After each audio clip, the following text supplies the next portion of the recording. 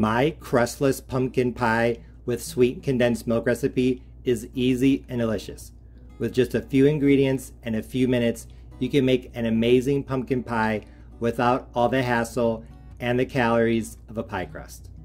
Let's go over the ingredients.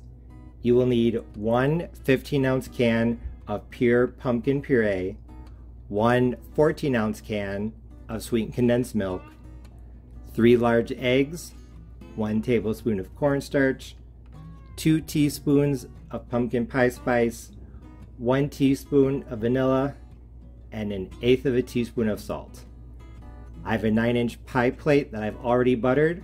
My oven is already preheated to 350 degrees Fahrenheit, so all we have to do for this quick pumpkin pie recipe is just mix the ingredients together, pour it into the pie dish, and then bake.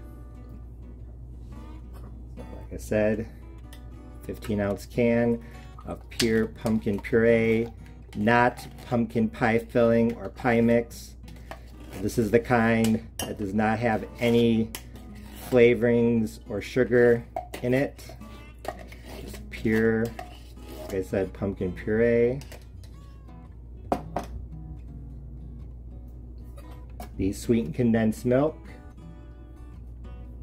And this is sweetened condensed milk, not evaporated milk. So this already has sugar in it. It's a smaller can. Usually in the United States, evaporated milk without sugar is sold in a can that's a little bit taller, and the sweetened condensed milk with the sugar is sold in a can that's a little bit smaller.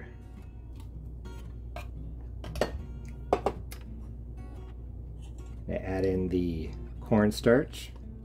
I said 1 tablespoon. This is just to hold everything together because there's no pie crust.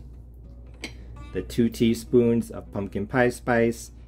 If you don't have that, you could do 1 teaspoon of cinnamon, 1/2 teaspoon of ginger, 1/4 teaspoon of nutmeg, and 1/4 teaspoon of cloves. That's actually what I did. 1 teaspoon of vanilla, the salt. And now I'm just gonna mix everything together really quickly and then give it a taste. And now you can see that everything is combined except the eggs. What I'm going to do now is I'm going to taste the filling really quickly. I'm doing this before adding the eggs so that I can adjust the spices or sweetness without having to eat raw eggs.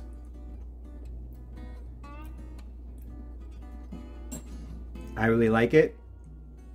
Now I'm just going to add the 3 eggs. Whenever you're making a recipe like a pie with eggs in the filling or a casserole, something like that, always taste it before you add the eggs because you might have to adjust it. And like I said, you don't want to have to eat raw eggs. You could do this by hand if you want, but I'm actually going to get my electric mixer.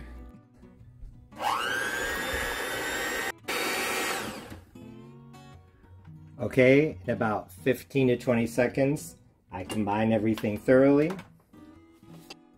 So now all I have to do is pour the filling into the buttered pie plate. Now this is going to go into a 350 degree oven, uncovered. I will let you know for how long. And actually, if you can, I would recommend placing your pie dish on a pizza pan like I'm going to, or on a pie plate, because that's going to make it a lot easier to take in and out of the oven. My crustless pumpkin pie just came out of the oven. It was in at 350 degrees Fahrenheit, uncovered, for 45 minutes. 4-5. If you've never made a pie like this before, you can tell it's done because when you jiggle it, the filling moves slightly, but it is not liquidy. So it is definitely done. The first thing that caught my attention of this pie was the color. It was a beautiful brownish orange, exactly the color of a pumpkin. Most of the pumpkin pies that I've seen have been more of a brown color than an orange, so I was really surprised with how this turned out. Honestly, I felt like it had the best color of any pumpkin pie I had ever seen. And when I took my first bite, I knew that my crustless pumpkin pie with sweetened condensed milk recipe was a big success because it was absolutely delicious. Although I used canned pumpkin, I felt like this pie still had a really nice pumpkin flavor, and honestly, it was probably a little bit stronger than most of the other pies that I've had over the course of my life. The pumpkin was the perfect backdrop for the pumpkin pie spice, which I thought was in the perfect amount. Even though most people will like 2 teaspoons in this recipe, if you absolutely love pumpkin pie spice, then you could probably add 2.5, if not maybe even 3 full teaspoons. This pie had the perfect amount of sweetness as well, just enough to be a satisfying dessert, but not so sweet that it's overpowering. I also really liked the texture. It was soft without being mushy and a little bit firmer on the top than on the bottom. Really, the only negative was that, as you can see here, some of the pumpkin pie filling stuck to the pie plate. But as you can see, in spite of there not being a crust to hold the filling together, this pie still sliced and held its shape very nicely. Honestly, I was a little surprised by how well the slices held their shape. The 3 large eggs and the 1 tablespoon of cornstarch worked perfectly to hold everything together. Going back to the texture, now that I'm holding a slice up to the camera, you can see that it's definitely nice and soft. But what was interesting is that compared to other pumpkin pies that I've had, I felt like this one had more pumpkin puree in the filling than others, while at the same time it felt really soft and maybe even more pillowy than the other pumpkin pies that I've had. And also here you can see that on the top there was a slightly firmer layer on top of the very soft inner filling, so this pie had a slight texture contrast as well. So overall, my crustless pumpkin pie with sweetened condensed milk recipe was definitely a big win. Like I already said, the biggest critique about this recipe is that unfortunately the filling did stick to the pie pan a little bit. I'm not quite sure why. When I was researching this recipe, I didn't see that happening in others, so I don't know if it's something I did or maybe other people did not show that in their versions. Another thing is that although I honestly don't think it's a big deal, the pie did crack a little bit. I think it's probably because I actually cooked it a bit too long. It did not taste overcooked or overdone. As you can see here, the filling is nice and soft and has a lot of moisture. But if you're afraid about your pumpkin pie cracking, just cook it a little bit less. I would say 35 to 40 minutes.